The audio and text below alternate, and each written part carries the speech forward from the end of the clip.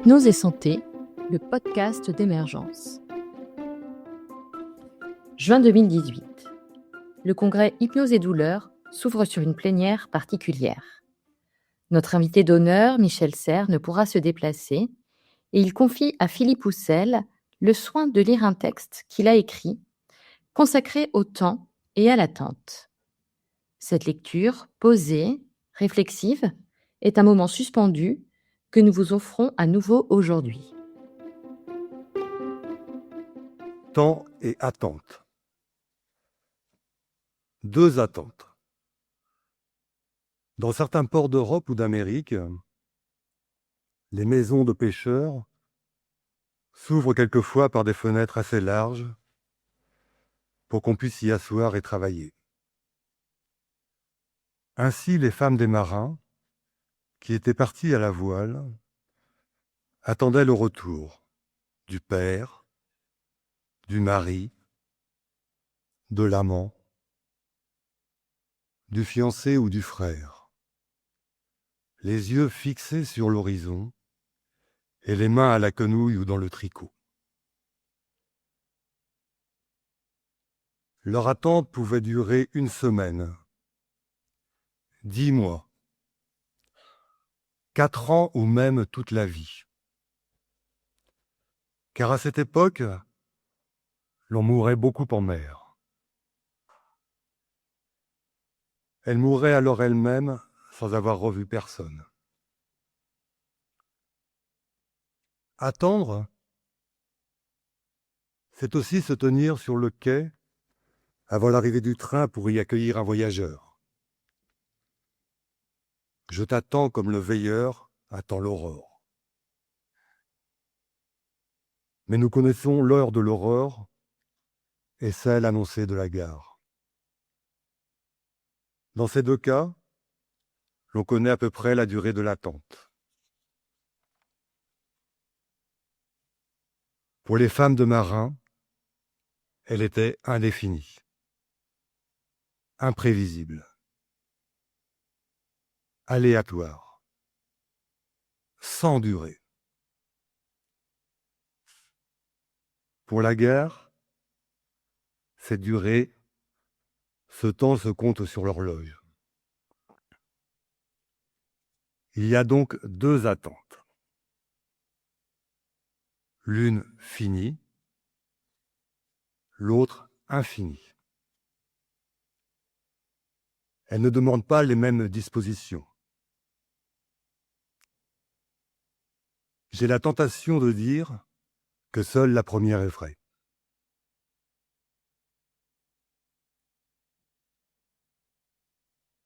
De la même façon, pendant l'Avent, les chrétiens attendent la naissance du Messie pour le 25 décembre, date prévue et fixée. Les Juifs, quant à eux, attendent son advenue depuis le commencement du monde. Aujourd'hui, dans ma jeunesse, j'avais parfois besoin d'un renseignement. Je prenais le train, le voyage durait 1 nuit. Je faisais ensuite la queue à la Bibliothèque nationale pour obtenir, après quelques heures, le livre où je le trouverais. Parfois, je m'étais trompé et je devais tout recommencer.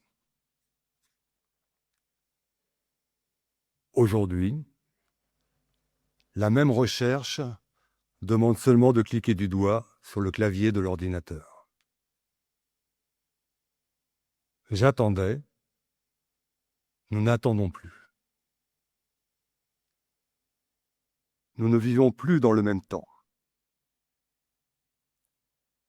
plutôt dans le même tempo. Andante ou presto.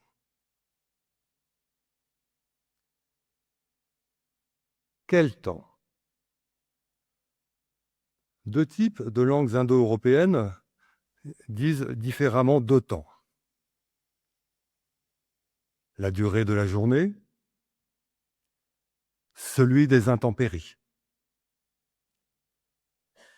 chronomètre et baromètre. Les langues latines les disent en un mot, tempo, tiempo. Les germaniques distinguent les deux sens, time et weather, Zeit et Wetter. De fait, la femme du marin attend d'autant plus qu'il existe de l'inattendu. Poteau noir, cyclone, naufrage. De même, le train peut être arrêté par un orage qui a mis un arbre en travers de la voie.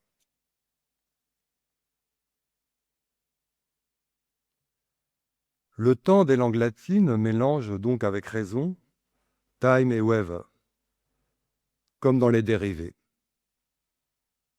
Tempéré et tempérance.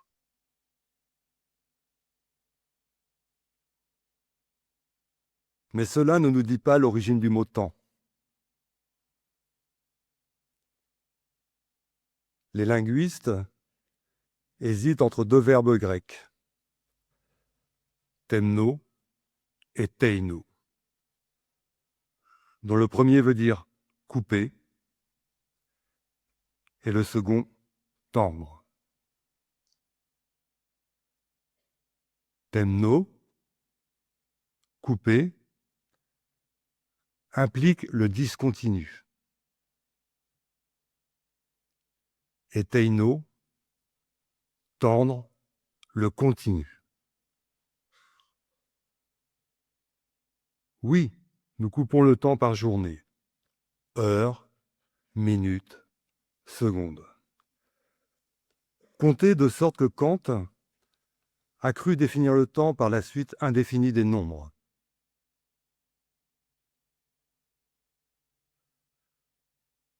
Nous ne le coupons pas ainsi, mais sur un cercle, celui de l'horloge, et par fragments de 12.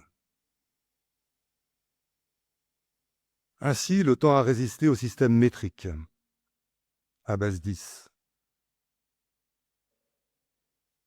Nos horloges sont rondes,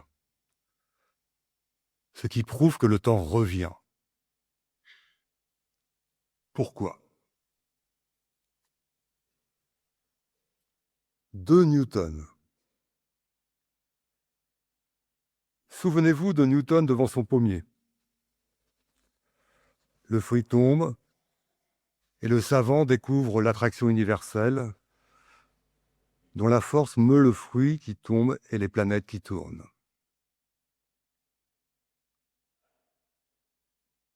Elle tourne, en effet, pour reprendre la même position en rythme calculable,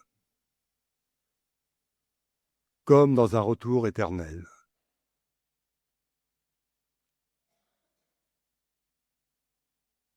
Il est 20 heures. Il a été 20 heures hier, l'année dernière, et il y a 200 000 ans.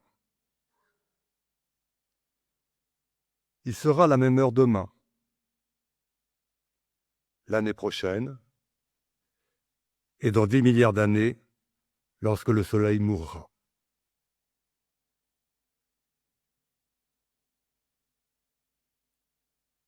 L'horloge est donc un planétaire de poche dont le temps compte en le mimant le mouvement circulaire des planètes.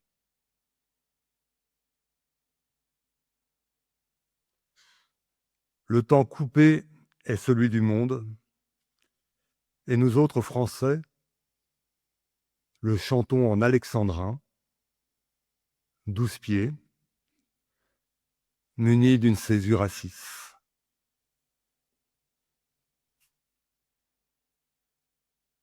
Newton a bénéficié d'une chance folle, puisqu'il a vu tomber la pomme devant lui. Cet événement arrive rarement.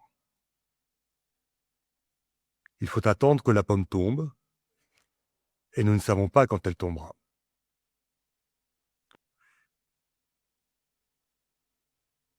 Il faut attendre qu'elle mûrisse, que les blés jaunissent, attendre la naissance de ma fille, l'heure de ma mort, toutes fins inéluctables, mais dont la date n'est ni fixée, ni comptable. Il y a donc deux Newton, dont le second n'a pas eu la chance d'entrer dans le jardin au moment même où la pomme tombe.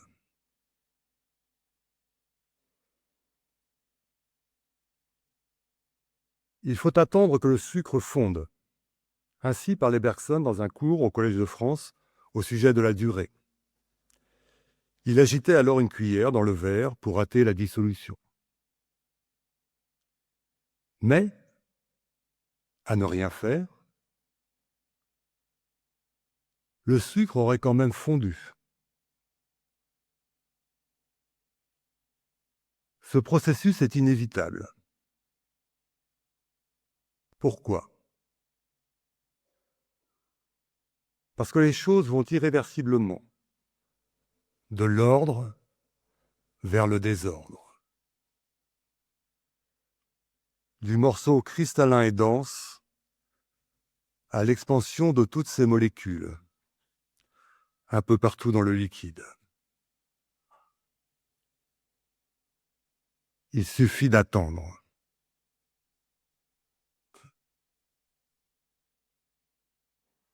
Cela se fait tout seul. Ce sont des lois de la nature. Je puis attendre ainsi l'aurore et le soir que la pomme et blé mûrissent.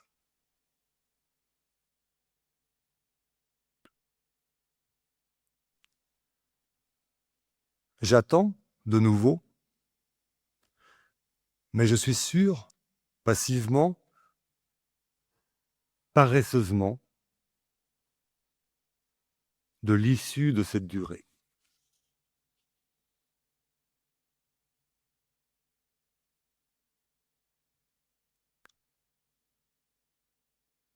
La révolution industrielle se fonde sur le même principe. Les moteurs consomment de l'énergie et laissent de la pollution. Les sciences appellent cette affaire l'entropie. Attendre consiste à laisser croître l'entropie.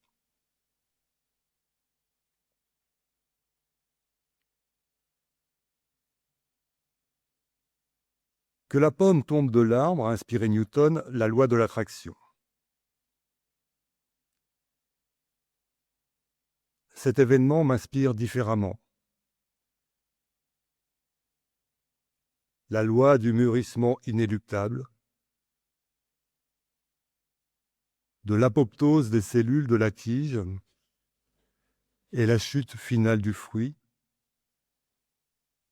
loi qui se résume encore sous le terme d'entropie.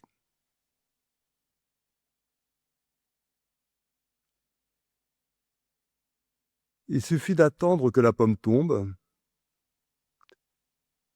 Cette fin arrive nécessairement.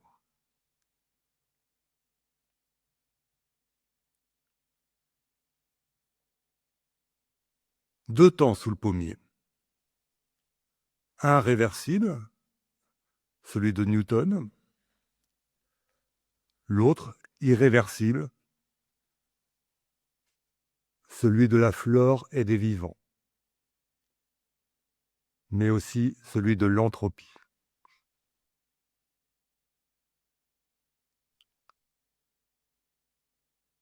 Ces deux derniers temps sont contradictoires.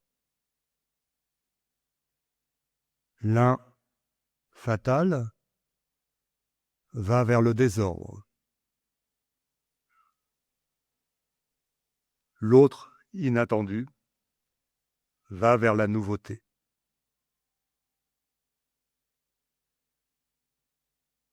Laplace démontre la stabilité du système solaire et Darwin l'évolution des espèces. Là aussi, il y a deux temps irréversibles et inattendus. Le temps qui se dégrade et celui qui, au contraire, fait évoluer les espèces par mutation et sélection. Laisse les fossiles en inventant de nouveaux vivants.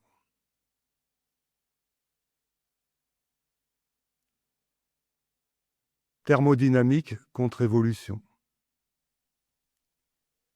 Cette discussion qui anima la fin du XIXe siècle.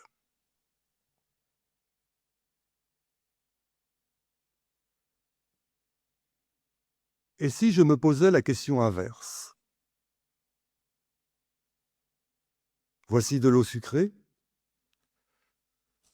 Que faut-il faire pour extraire le sucre de cette eau? Il ne suffit pas d'attendre. Loin de là. Car cela n'arrivera jamais. Je dois travailler, chauffer,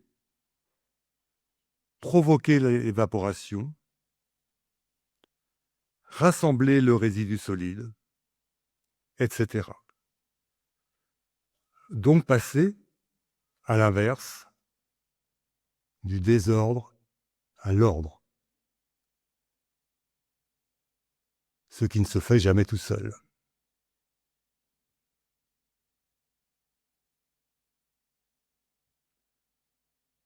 Voilà, au contraire de la précédente, la conduite ouvrière ou active. Il s'agit d'un autre temps.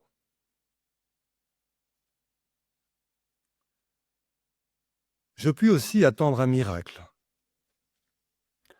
Par exemple, qu'un verre d'eau se mette à bouillir, alors que je l'ai placé dans mon frigidaire. Cela peut-il arriver? Oui, répondit jadis un savant nommé Zins, qui calcula précisément la probabilité pour qu'un tel événement se produise. Elle existe, mais elle est si infime qu'il faudrait attendre sa réalisation des millions, voire des milliards d'années.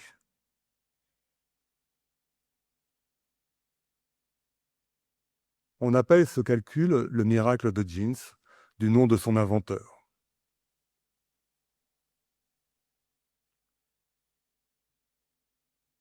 La même probabilité existe pour qu'une armée de singes, tapant au hasard sur une console d'ordinateur, arrive à écrire Don Quichotte ou l'Odyssée. Il faudrait attendre un même nombre d'années.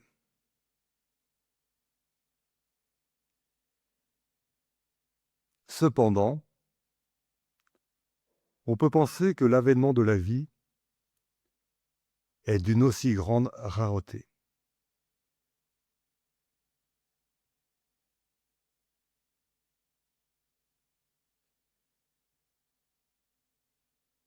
Cela vaut pour les jeux. Un théorème de Poincaré, appelé théorème de la ruine du joueur, l'avertit qu'il se ruinera sûrement, et d'autant plus qu'il joue beaucoup et régulièrement, car la probabilité de gagner est si infime qu'il faudrait attendre des millions d'années.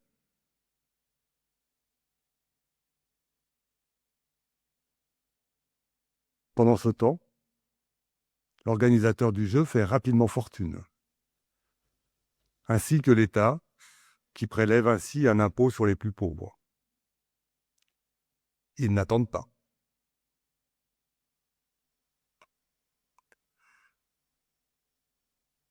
Voilà pour la loi et pour l'exception.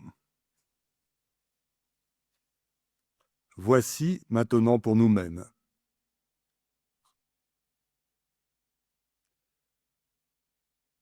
Je puis attendre par suspension de mon désir ou en raison du suspense d'un événement attendu ou inattendu.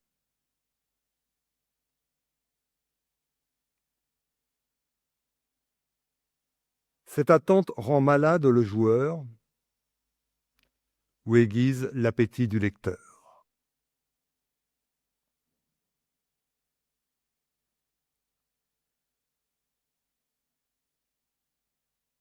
Nous sortons d'une culture et même d'une civilisation de l'attente. Attendre la floraison, les moissons, les vendanges. Attendre celui ou celle qui, en voyage, ne pouvait donner de ses nouvelles.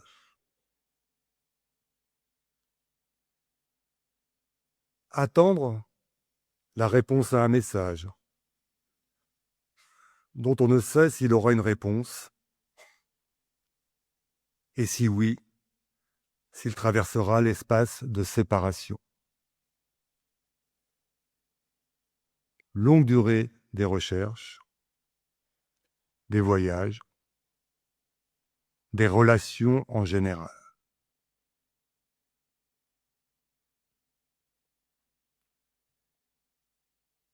Nous vivons au contraire dans une nouvelle civilisation de l'accès immédiat. Dans un espace de voisinage et par un temps de plus en plus court.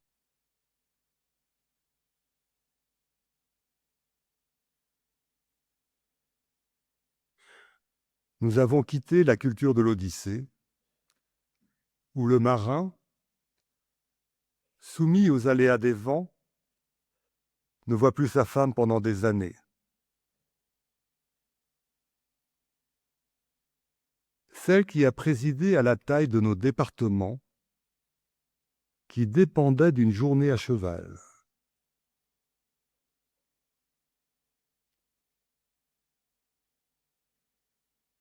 La même durée pour un signal dépasserait, aujourd'hui, la dernière planète du système solaire.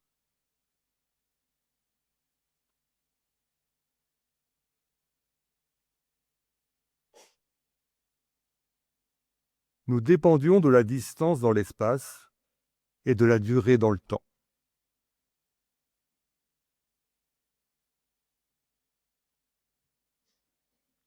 Nous habitons un autre espace-temps.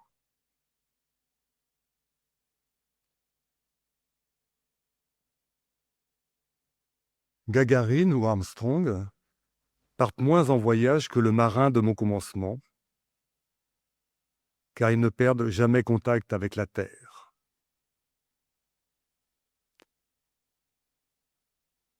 Cela change nos coutumes, personnelles et collectives, nos âmes peut-être, et notre compréhension.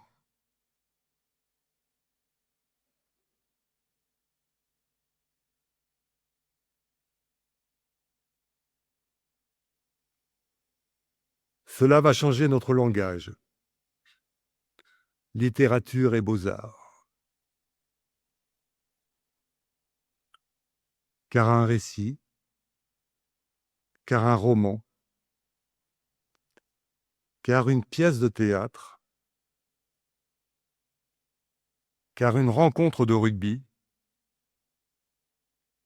suscite des attentes. Suspense.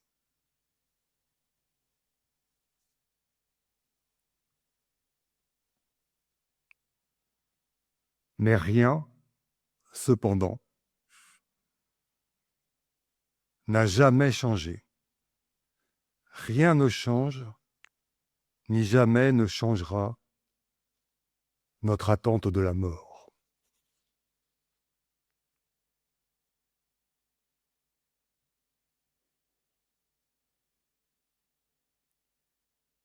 Conclusion. Il existe 3 manières de lutter contre le temps, c'est-à-dire de rajeunir.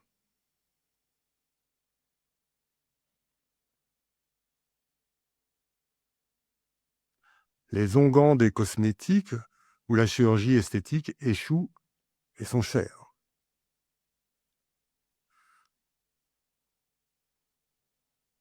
Moins cher et utile, les exercices physiques sont recommandés par les médecins.